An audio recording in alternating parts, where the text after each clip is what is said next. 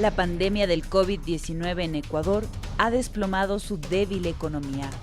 Son 13 años de despilfarro, corrupción y ajustes dolorosos. Si las medidas del gobierno no convencen, ¿cuál es la alternativa? El país sigue en cuarentena y aún desconocemos cuándo el coronavirus calmará su azote. Pese a ello, el gobierno ya nos presentó el otro drama de la pandemia. Un país que decrecerá en unos 6 puntos del PIB y que corre el riesgo de perder 500.000 de plazas de trabajo.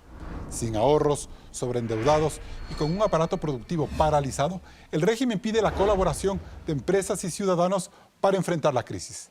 En el programa de hoy veremos qué tan convincente es su reforma económica y laboral y si la Asamblea está dispuesta a trabajar en una propuesta realista, aunque implique sacrificios para salir de este torbellino. Las respuestas aquí en Políticamente Correcto.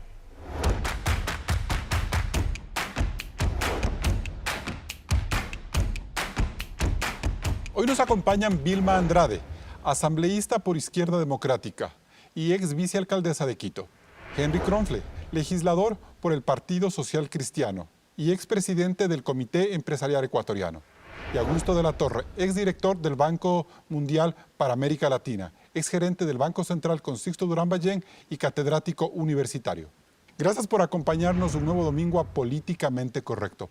Hoy vamos a hablar de cuán viable es en lo técnico y en lo político el plan emergente del gobierno para obtener recursos en medio de la pandemia de COVID-19 y tras el frenazo productivo que ha generado esta cuarentena. Claudia. Carlos, el gobierno plantea un fondo de asistencia humanitaria de entre 900 y 1.200 millones de dólares en favor de los grupos más golpeados por la emergencia del coronavirus y para que permita la apertura de líneas de crédito productivo con el fin de reactivar empresas y mantener el empleo. El fondo se nutrirá de los aportes graduales de las utilidades de las empresas y los trabajadores, así como de donaciones. También se busca un esquema de acuerdo entre empresarios y trabajadores para ajustar las jornadas laborales y los salarios a fin de precautelar el empleo, y una serie de alivios tributarios, financieros y de seguridad social para las empresas y ciudadanos sobre esta crisis. Finalmente, el gobierno ha anunciado una agresiva gestión externa para el alivio de su deuda y el acceso a unos 3.000 millones de dólares hasta mayo. Richard Martínez, ministro de Finanzas, explica por qué el gobierno exige esta contribución al pueblo y al aparato productivo. Veamos.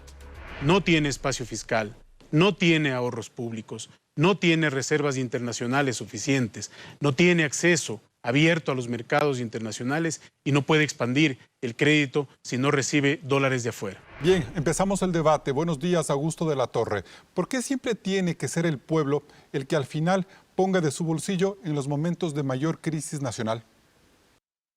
No entiendo bien su pregunta, mi estimado Carlos, porque de lo que yo entiendo, el gobierno no le está pidiendo al pueblo que sea quien contribuya a este fondo solidario.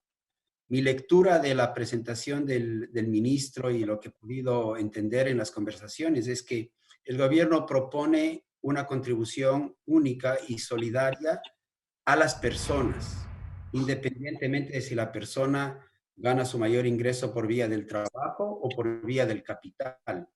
Y lo que está pidiendo es una contribución muy progresiva. Para darle algunos números. Los ecuatorianos cuyos ingresos son inferiores a $500 por mes no contribuirían nada. Los ecuatorianos cuyos ingresos están entre 500 y $1.000 al mes, que es la mayor parte de los ecuatorianos, contribuirían en torno a $5 por mes. Pero los ecuatorianos cuyos ingresos son $10.000 al mes, $50.000 al mes, y que por tanto son personas cuyos ingresos no provienen del trabajo, sino del capital, de sus inversiones, de sus dividendos, esas personas contribuirían más. Entonces, el gobierno ha diseñado una contribución muy progresiva, que es como debe ser. Sí, pero de todas maneras, situación de emergencia. Sí, pero de todas maneras, economista, lo que llama la atención es que la clase media siempre es la que tiene que salir a dar un aporte, un apoyo, cuando vemos que los manejos económicos de este gobierno del pasado y en general no han sido los más óptimos. Entonces sí existe esta suerte de molestia por tener que, después de haber tenido tantos años de bonanza, tener que dar un aporte en una crisis de esta magnitud. Más aún cuando está peligrando el trabajo de la clase media, ¿no? Para empezar, en la contribución solidaria, la clase media contribuiría muy poquito. Son los ecuatorianos, las personas del Ecuador que tienen mucho dinero, los que contribuirían más. Pero mira, más allá de eso, lo que hay que entender es que este es un momento inicial del manejo de la crisis en donde el objetivo debe ser salvar vidas. Y si estamos nosotros en un bote con un océano tormentoso, hay que entenderse la mano el uno al otro. A todos nos golpea esta crisis, a unos más que otros. Los que más pueden deben ayudar a los que menos pueden. Y esto tenemos que hacerlo urgente porque es un tema de vidas, pendiente del esfuerzo de conseguir dinero de afuera. Perfecto. Y en ese punto, economista, conseguir... sí, en ese punto, economista, ¿qué mensaje quiere dar el gobierno a los agentes internacionales con la idea de este fideicomiso? Mire, el gobierno ecuatoriano tiene un gran desafío porque el Ecuador es considerado un país de renta media, de hecho, de renta media alta, y por tanto no califica fácilmente para las asistencias más inmediatas que se están armando a nivel internacional. Entonces, el Ecuador necesita ser un caso Ecuador, necesita demostrar que somos un país con una debilidad enorme y que por razones obvias, por no tener espacio fiscal, por no tener acceso a los mercados, por no tener reservas internacionales, porque estamos dolarizados y por tanto necesitamos dólares para generar crédito, todo ese caso hay que armarlo y la mejor manera de armar ese caso es decir, mire, nosotros somos tan débiles que tenemos que ayudarnos a nosotros mismos a través de contribuciones solidarias. Bien. En otros países todos hay. Bien, seguimos hablando de eso. Perfecto. Asambleísta Vilma Andrade, usted es partidaria de un fondo de ayuda solidaria como el que se ha planteado, con otros matices quizás, pero ¿en realidad cree que en la Asamblea existan los votos para esa propuesta? Bueno, primero permítame saludar a la audiencia, solidarizarme con los ecuatorianos que han perdido a sus seres queridos y también nuestro reconocimiento a todos los médicos, a todo el sector de sanitario, de seguridad, de logística, que están trabajando realmente para todos los ecuatorianos. Igualmente mi solidaridad, mi afecto para Guayaquil, que es la ciudad con mayor problema. Perfecto. Aquí hay un inconveniente grave que hemos tenido. El gobierno funciona muy lento. Hemos esperado un año para la reforma laboral que no ha llegado. Hemos esperado más de 2 meses para presentar esta propuesta, este plan, que esperábamos que sea más amplio, que sea más estructural, porque no es solamente requiere el Ecuador saber de dónde vamos a tener el dinero. No, tenía que ser más amplio. Sin embargo, creo que es el momento de dimensionar que unido a la crisis que ya tenía el Ecuador, la crisis económica, con 4 de cada 10 ecuatorianos desempleados, 4 de 10 ecuatorianos sin agua potable y alcantarillado, con una crisis profunda en los sectores marginales y en el campo, con 3 de cada 10 niños con desnutrición crónica. Entonces, sobre eso nos viene la pandemia. Entonces, ahora hay que entender la crisis. Así es, asambleísta, pero usted habla de la lentitud del gobierno. Yo le pregunto otra cosa. ¿Usted cree que el gobierno ha sido transparente en el manejo de esta crisis, sobre todo en temas como, por ejemplo, la asignación de recursos para la salud o del pago de deuda externa que tanto se le ha cuestionado incluso al viceministro Esteban Ferro? De hecho, que no ha habido transparencia, tan es así que la renuncia de la exministra está basada precisamente en que no tenían los recursos. Y el ministro hasta ahora, pudiéndolo hacer, no ha demostrado a través de los CURS, que son las certificaciones directas que reconoce el Ministerio de Economía para haber transferido a su tiempo, que prefirió pagar los bonos 2020 y no tener esa liquidez que era emergente en esta situación. La gran diferencia de la propuesta que hemos hecho como Izquierda Democrática dentro de la bancada de Integración Nacional a la que pertenezco es que siento un equipo pequeño. Hemos tenido ideas totalmente transformadoras. Nosotros creemos que debe aportarse todos a un fondo, estamos en eso de acuerdo, pero la diferencia con el gobierno es que ellos creen que solamente es un grupo y el sector público, sobre todo ahí la gran diferencia, que el sector público ya ha sido golpeado, ya han venido entregando contribuciones y bajas de salarios que necesitamos a través de ellos dinamizar. Nuestra propuesta innovadora es que le cancelamos al empleado público el 100%, pero con un 10% de un bono solidario.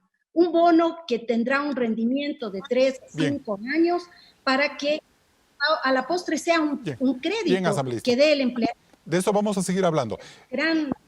Perfecto. Asambleísta Henry Kronfle, el Ecuador en este momento tiene muy pocas herramientas para enfrentar la crisis, lo ha dicho Augusto de la Torre y creo que en eso tiene toda la razón. ¿Por qué entonces el Partido Social Cristiano no apoya esta idea del fideicomiso del gobierno? Bueno, primero que nada, un saludo a toda la audiencia, gracias por la invitación y mis condolencias a los familiares de las víctimas del COVID y mi reconocimiento también a todos aquellos que trabajan en la primera línea, que nos permiten a los demás quedarnos en casa, especialmente a esos héroes que son los doctores y las enfermeras. Yo creo que aquí hay un error conceptual.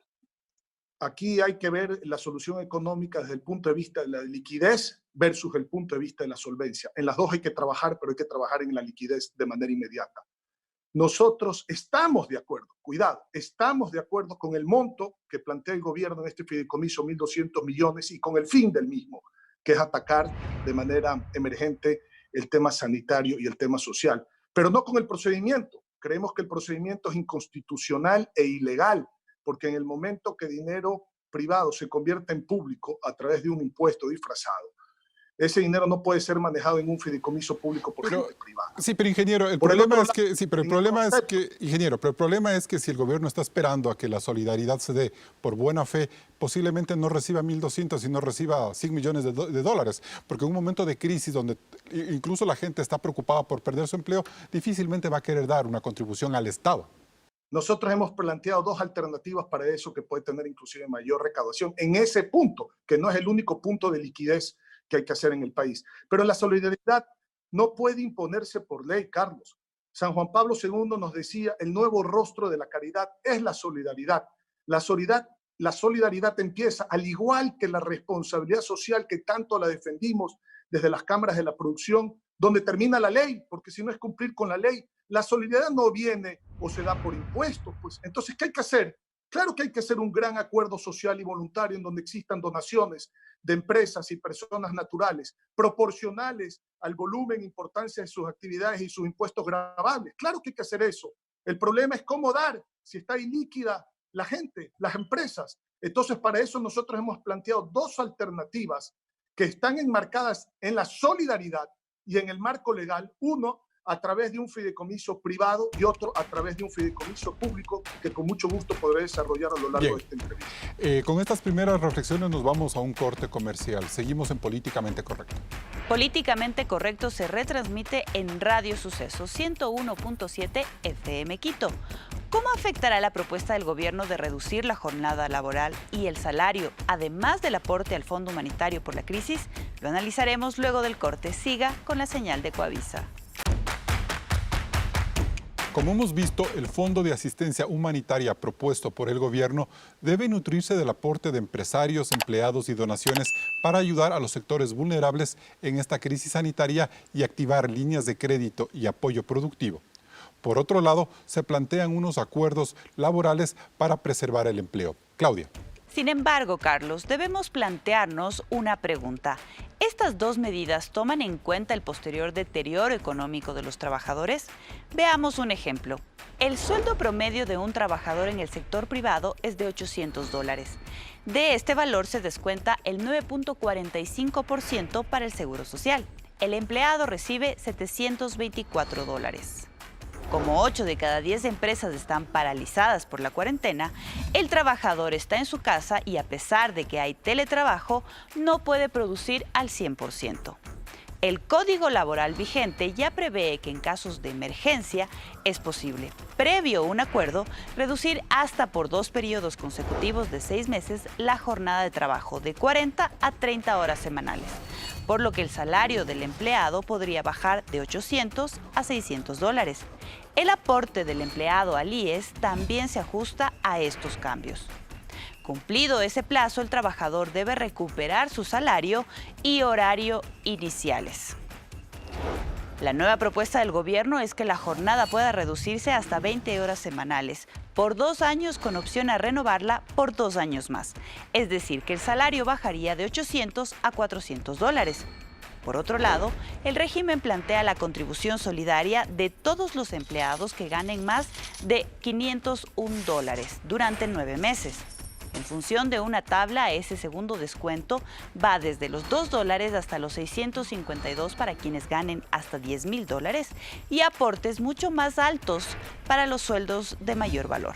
Por lo que habrá trabajadores que, a más de la reducción laboral, deban dar un aporte a este fondo. El debilitamiento de sus economías hará que los trabajadores prioricen sus gastos en vivienda, servicios básicos, comida, salud, y tendrá que refinanciar las tarjetas de crédito y renegociar préstamos. Su poder adquisitivo disminuirá irremediablemente, afectándose toda una gama de negocios en teoría suntuarios, como la ropa, gimnasios, restaurantes, diversión, viajes o vehículos. Muchas de estas empresas podrían cerrar. Por otro lado, a menor salario, el IES recibirá menos contribuciones con las que se financian las pensiones jubilares.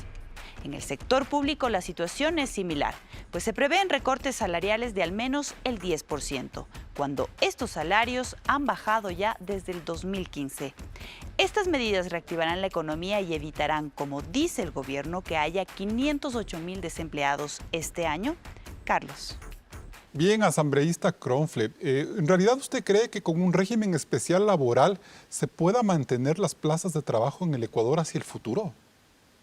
Es excelente su pregunta y yo creo que hay que ampliar la frontera del empleo a base de permitir la contratación, eso sí, concertada entre empleadores y trabajadores bajo el sistema de jornada fraccionada, que es lo que nosotros hemos propuesto, garantizando el pago proporcional de la remuneración recibida por quienes trabajan la jornada completa, así como la correspondiente afiliación a la seguridad social. Eso es sumamente importante. Ya, pero por esos acuerdos, asambleístas, si yo dejo de ganar la mitad del sueldo, eso es gravísimo. O sea, ¿cómo pienso yo reactivar la economía del Ecuador si yo voy a dejar de aquí a unos pocos meses de ganar la mitad del sueldo que tenía previsto? ¿Esto no es contraproducente?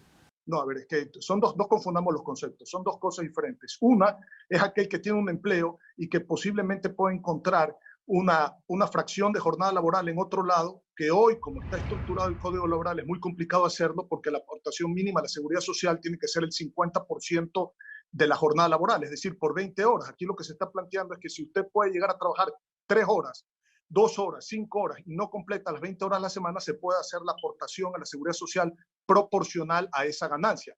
Y por el otro lado, usted no puede secar la vaca, dejarle de comer pasto. Discúlpenme, aquí hay un concepto que hay que manejarlo con mucho cuidado, por eso hablamos de la concertación por emergencia. Estas cosas que sean por emergencia, que sean un capítulo aparte de lo ya existente, que se da por efecto de esta emergencia, estas condiciones subgéneres. Que puede durar 2 años, mañana, ¿no? Discúlpenme, a la vaca le quita el pasto, nadie va a poder ordeñar la vaca para sacar los vasos de leche. Entonces hay que tener mucho cuidado en cuanto del vaso de leche cada quien está dispuesto a ceder en un acuerdo concertado, pero no dejar de que la vaca coma, porque si no, no hay cómo ordeñarla para tener... Pero mi pregunta va en el sentido de que yo puedo quizás acordar por un problema empresarial que tenga que reducir mi jornada laboral para ayudar a la empresa en la que trabajo y seguramente quizás no consiga la posibilidad de tener un trabajo parcial en otro lado. Entonces, ¿estamos exponiendo o no? Y esa es una pregunta más bien a que el salario del trabajador de aquí a los próximos 2 años, como plantea el gobierno, se vea reducido hacia el futuro.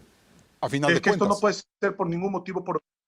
Ahí está el concepto. La obligatoriedad en la reducción sería precarizar el empleo, sería hacer regresivos en materia de derecho laboral. Eso no se puede hacer. Tiene que haber una concertación por un lado. Y por el otro lado, hay que ampliar también la tecnología y la innovación para todos aquellos que pueden trabajar desde casa, que también requiere la reforma laboral. Pero sobre todo, canalizar el aporte de la seguridad social y los trabajadores, tanto públicos como privados, en la inversión productiva en el país. Los aportes al seguro social no pueden ser un impuesto que es inútil para todo el mundo. Eso no puede seguir. Pero bueno, todas esas reformas se han ido acumulando a lo largo de los años y recién ahora queremos tratar de solucionar eso. Me parece gravísimo. Pero por eso mismo, Augusto de la Torre, el gobierno está tomando en cuenta que quizás este momento de crisis de hibernación, como usted le llama, en el futuro va a obligar a que haya menos capacidad adquisitiva en los bolsillos de los trabajadores, de la clase media, con estos nuevos acuerdos laborales, por ejemplo.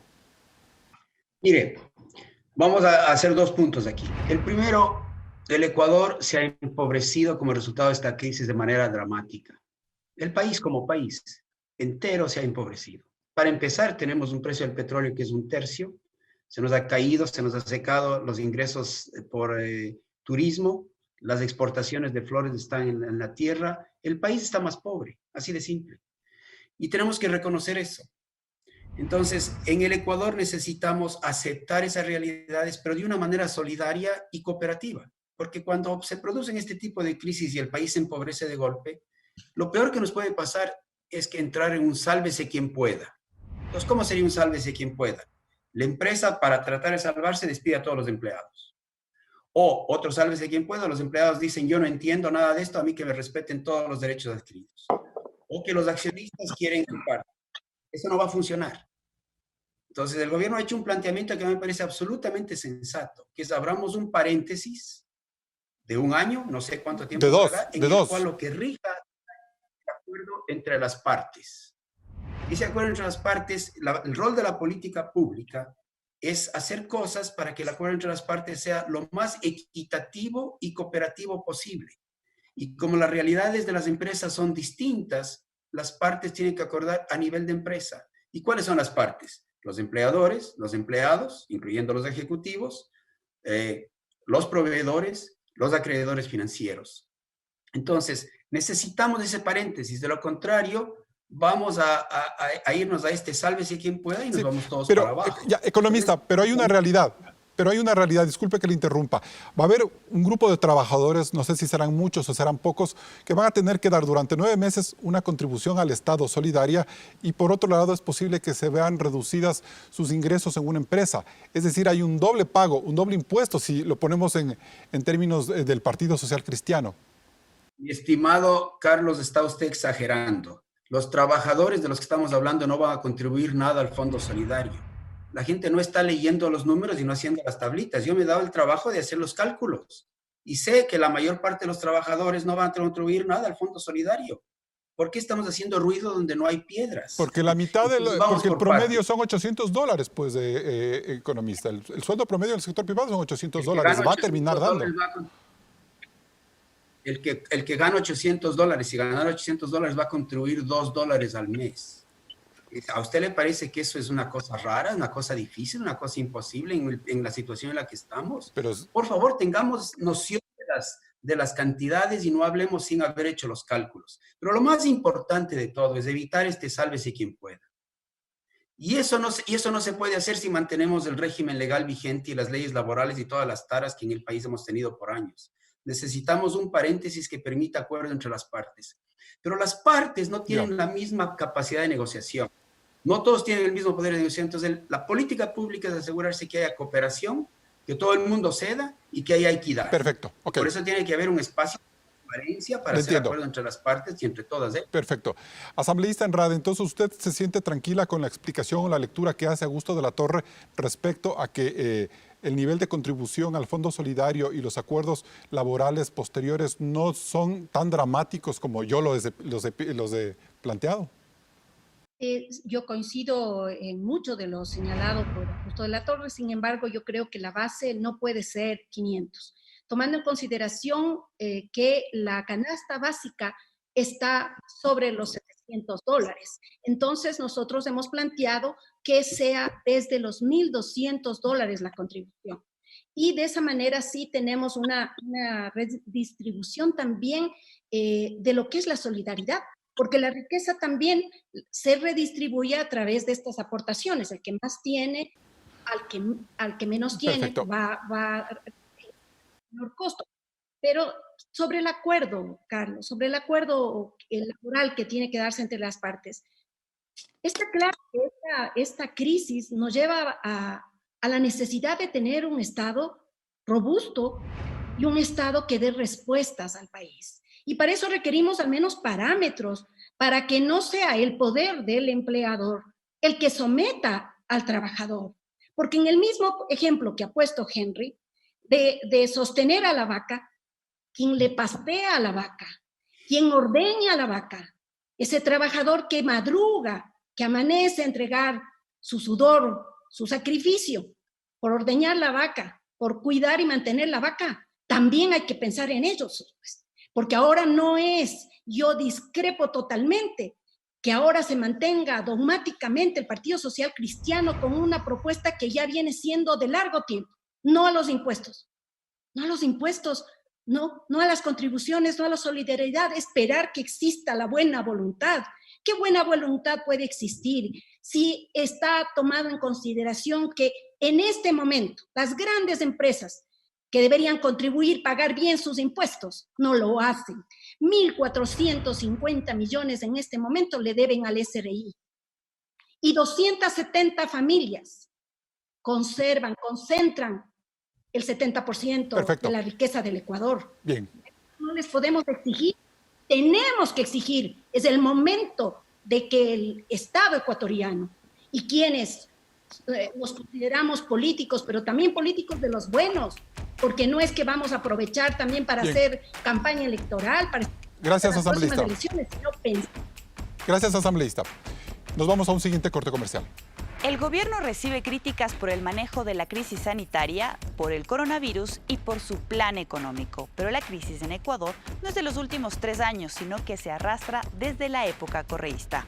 Luego del corte seguimos con el análisis aquí en Políticamente Correcto.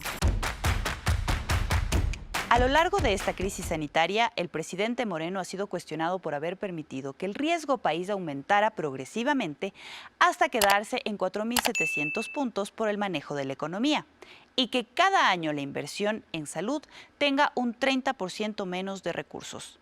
Además, se descubrieron irregularidades en la compra de mascarillas desde el Seguro Social.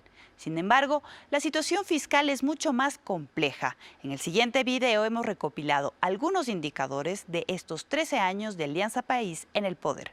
Veamos. Salvo contados meses, Rafael Correa gobernó con un petróleo de entre 65 y 89 dólares. Lenín Moreno hasta marzo con uno de 53. Hace 13 años el tamaño del Estado equivalía al 22% del PIB y hoy supera el 40%. Durante el correísmo se crearon unas 70 entidades públicas y hoy Moreno necesita 9.000 millones cada año para el salario, en su mayoría, de médicos, maestros, policías y militares. En ambos gobiernos el endeudamiento fue incontrolable. Entre el 2009 y el 2017, los años de mayor bonanza petrolera, Correa se endeudó en 33.000 millones de dólares. Y con Moreno, esta creció en 25.000 millones más. Ecuador está hipotecado en 53 puntos del PIB.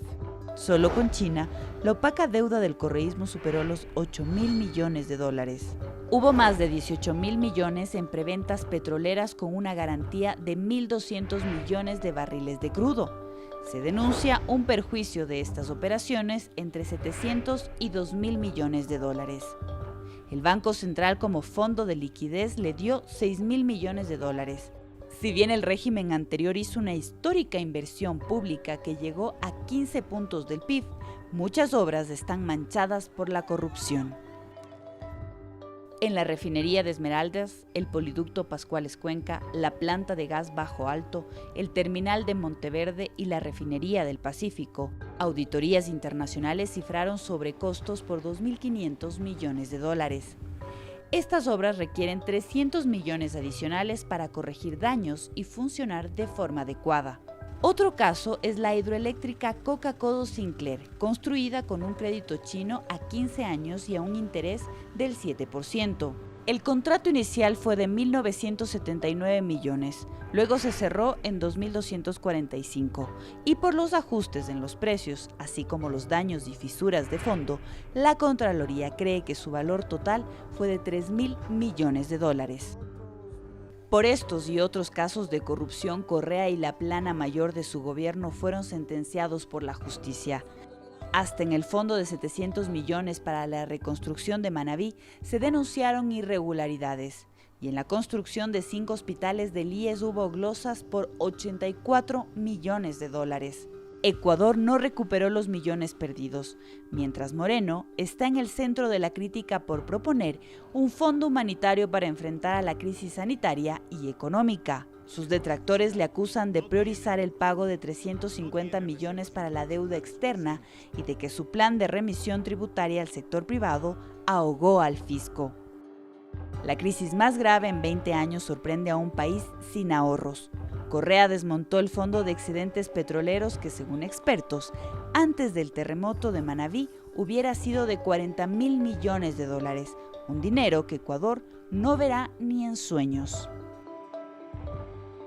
En verdad no lo vamos a ver ni en sueños. Asambleísta Vilma Andrade, ¿usted cree que el correísmo y algunas facciones de Alianza País que están en el gobierno están en condiciones de darle lecciones de economía al país después de ver este video? Bueno, es increíble lo que nos ha sucedido al Ecuador. Fuimos testigos de la corrupción, del despilfarro, realmente de una época de bonanza y el país extremadamente endeudado. Pero la política en general, la política económica no ha variado. Seguimos anclados al endeudamiento y ahora mucho más. Ahora hay que olvidarse de que no podamos endeudarnos. Tenemos la necesidad de endeudarnos. Yo diría que el país es más allá del correísmo y del morenismo, porque si bien Correa tiene el 20% de apoyo y este gobierno que casi no tiene nada, pero hablemos de un 10%, el 70% queremos salir de esta miseria, de esta pugna al que nos está llevando. Pero no hicimos la tarea. Pero ustedes no hicieron la tarea, asambleísta, en materia de fiscalización, de control político, de establecer medidas estructurales de fondo. Ustedes le han quedado debiendo al país durante 3 años. Me refiero a la clase política en general. Pero mire que hicimos mi planteamiento desde una voz serena.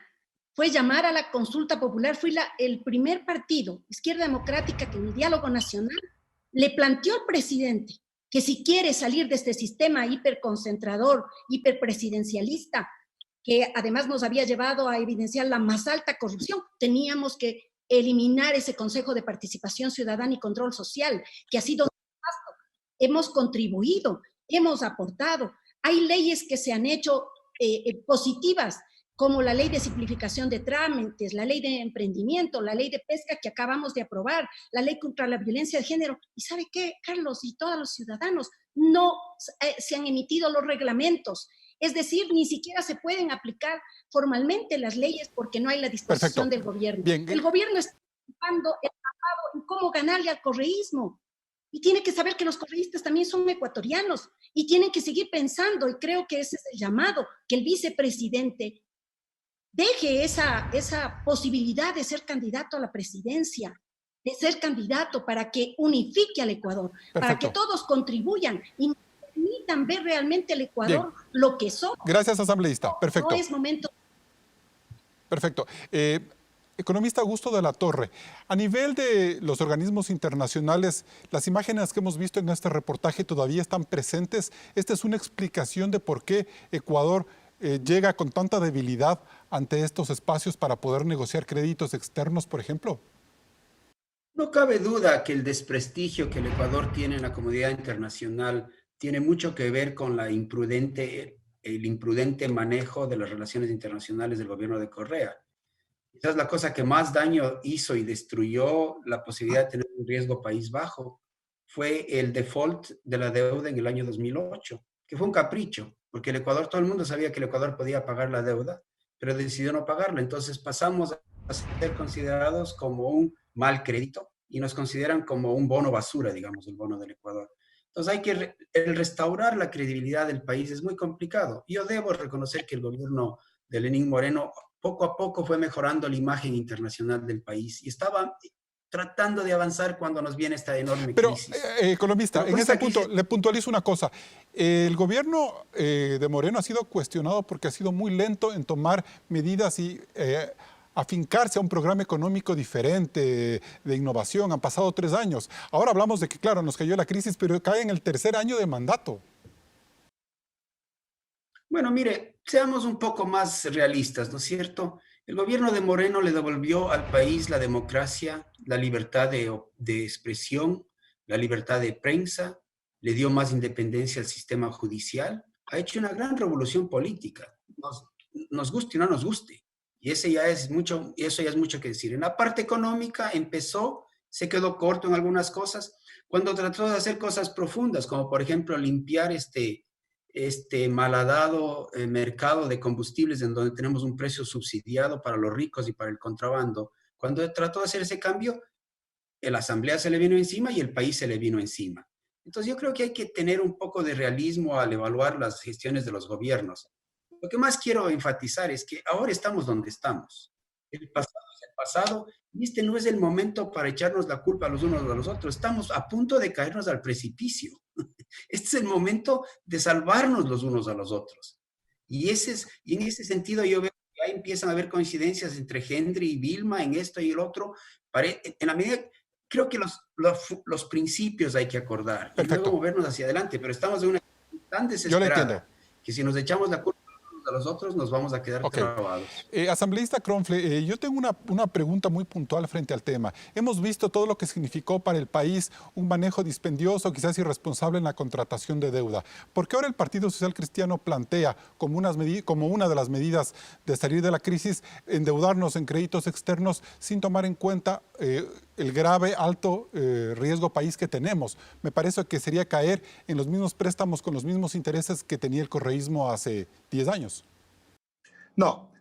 Esa es una de las medidas que nosotros hemos planteado porque la liquidez ahorita se torna lo más importante en el país. Tengo que contestarle a Vilma aprovechando su pregunta. Vilma está completamente desenfocada y creo que aquí no es momento de hacer demagogia política.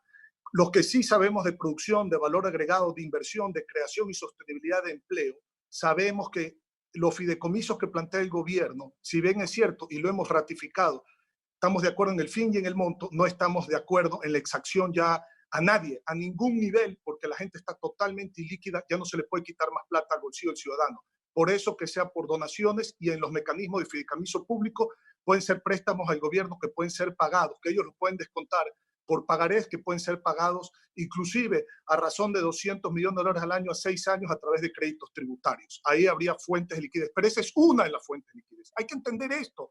El reorientar el presupuesto general del Estado de la emergencia sanitaria y social es otra. La reestructuración y renegociación de la deuda es otra. La venta de la cartera petrolera haciendo oil factoring, que no es deuda, o en la parte eléctrica vender el flujo futuro de facturación a valor presente o la titularización. Pero muchas de esas medidas, asambleístas, no se van a poder tomar ahora porque el país está muy mal.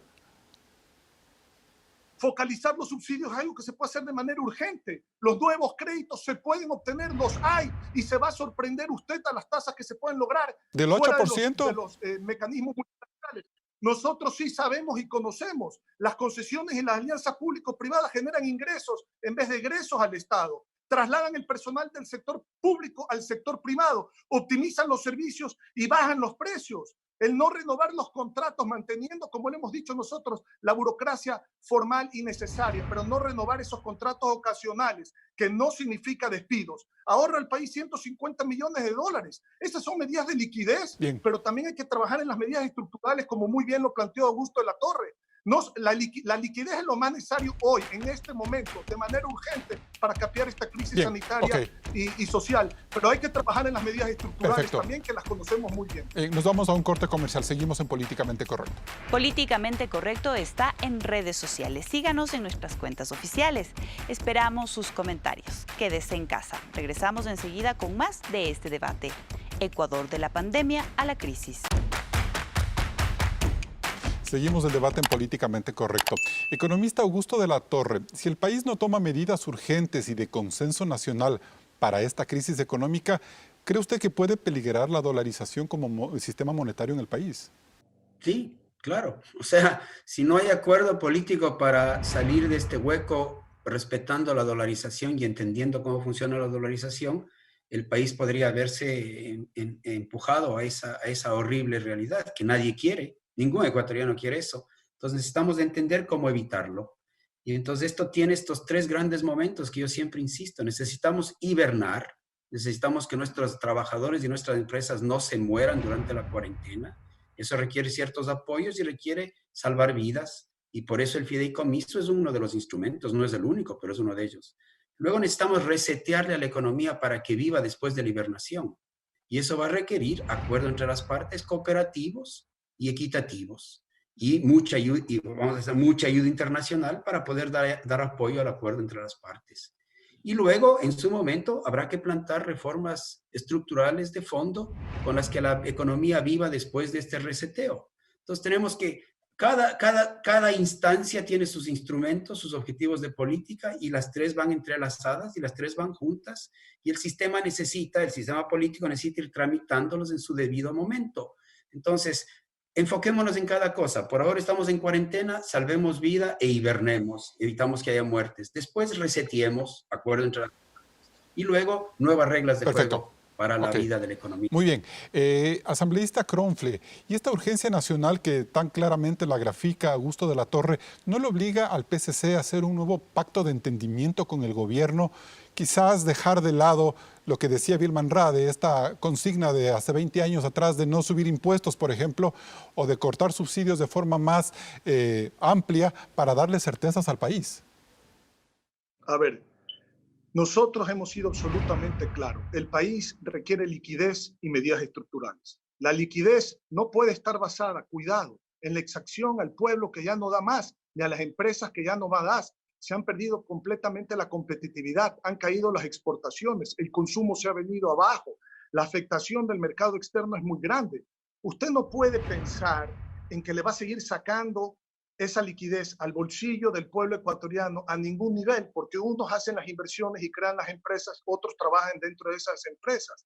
La liquidez no puede venir del bolsillo. Si usted le quita a la gente el dinero que tiene en su bolsillo, la gente deja de comprar, las empresas dejan de vender y de invertir y de cobrar, por lo tanto no hay tributo, no hay recaudación tributaria. Y aquí el error es pensar que más impuesto es más tributo. Una cosa es recaudación tributaria, Carlos, con todo respeto, y otra cosa es mayores tributos y exacción al pueblo ecuatoriano. Son dos cosas diferentes. Ahora, este fideicomiso que plantea el gobierno es para que los empresarios de las utilidades den una contribución. En ese sentido, ¿se está de todas maneras por esa vía quitándole liquidez a las empresas?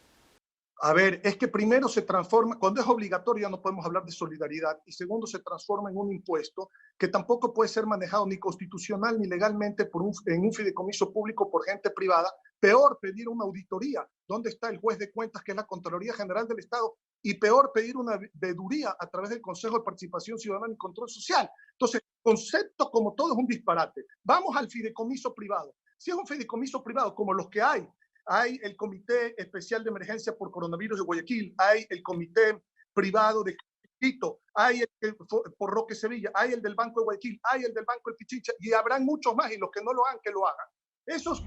Esos fideicomisos privados pueden receptar, por ejemplo, pagaré suyo, pagaré mío, y eso descontarlo en la banca. Y entonces darle plazo en el pago, con el descuento de la banca nacional o internacional, darle plazo de pago al donante. Si se quiere hacer a través de un fideicomiso público, se le pide lo contrario al gobierno. Tome, señor gobierno, los que puedan dar, estos hay, aquí está. Deme un crédito tributario que pueda ser descontado en 6 años. Le entiendo, asambleísta. Puede modificar ese pagaré o esa factura de manera inmediata. Gracias. Es formas de dar liquidez. No nos oponemos en la forma de hacer. Perfecto, ok. Asambleísta Vilma Andrade, ¿qué pasa si fracasa el plan de gobierno en la Asamblea? ¿Usted cree que si eso ocurre, el gobierno de Moreno podría incluso fracasar y obligar al presidente a renunciar?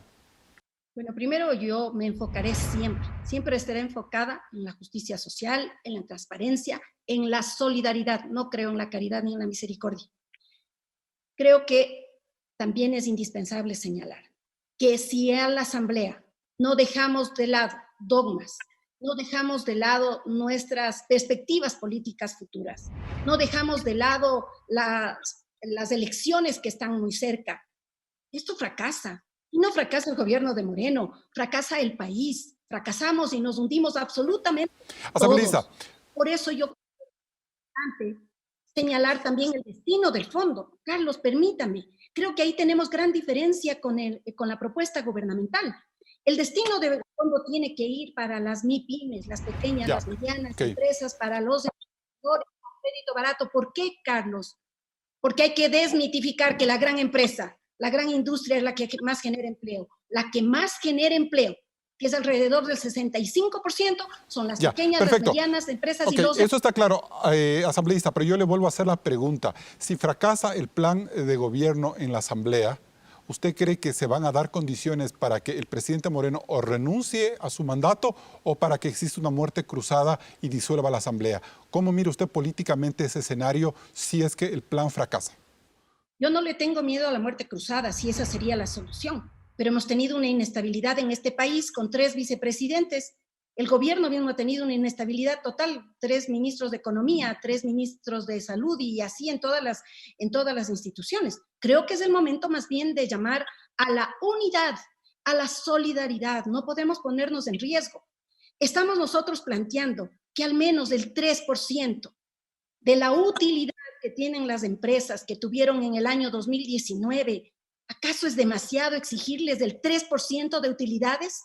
¿Acaso es mucho exigirles que demos un aporte para que este fondo compre? Y creo que ahí también les hacemos un llamado al gobierno. No puede ir por lo fácil, pues, lo fácil que han hecho todos los gobiernos, bonos, porque eso es rentable.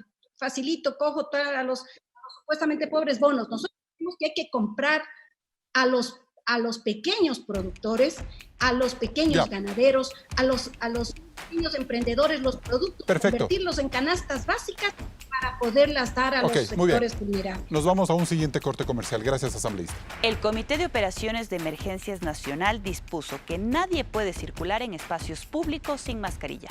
Tome las precauciones para cuando salga y evite multas. Regresamos enseguida con más de este debate. Ecuador, de la pandemia a la crisis. Entramos en etapa de conclusiones. Henry Kronfle, ¿las medidas económicas del gobierno son políticamente correctas? Mire, el país requiere de un gran acuerdo social y voluntario. Eso es lo que requiere el país. La propuesta de nuestra parte es clara, la hemos hecho con factores inmediatos y urgentes que involucran liquidez y resolver problemas estructurales. La propuesta nuestra está hecha, es pública e invitamos a que se sumen los demás partidos políticos y conciudadanos. Todo es perfectible y siempre estaremos abiertos a incorporar y escuchar ideas. Pero si las soluciones no se dan, hay que impulsar una consulta popular de iniciativa ciudadana de manera urgente. Vilma Andrade. En este momento de gran crisis económica, de gran crisis sanitaria, el Ecuador necesita estar unido, necesita demostrar solidaridad, necesita demostrar un gran equipo de ecuatorianos, ecuatorianas que estamos dispuestos a brindar todo nuestro esfuerzo. Debemos redefinirnos y creo que para lo que somos buenos es a través del emprendimiento. Tenemos que salir todos de esta crisis. Posiblemente nos tome 5, 10 años. Será difícil, pero unidos lo vamos a alcanzar.